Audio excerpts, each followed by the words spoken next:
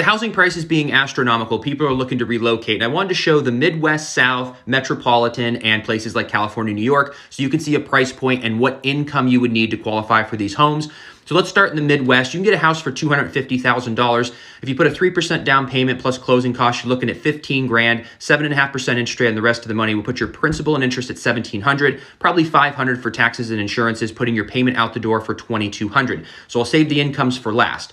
Now, the metropolitan areas, you're going to find a house for around $450,000, about $30,000 for down payment and closing costs, 7.5% interest, putting your principal and interest at $3,000 a month, but you'll have about $800 of property taxes and insurances, putting your total payment roughly around $3,800.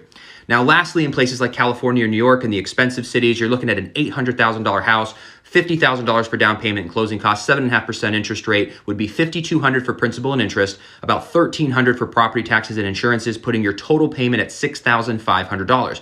Now let's look at the incomes that you would need to potentially qualify for these homes. So in the Midwest, for $2,200 monthly payment, you would need about $70,000 with very little debt to potentially get your foot in the door. In the metropolitan area, you'd be looking at $120,000 with very little debt.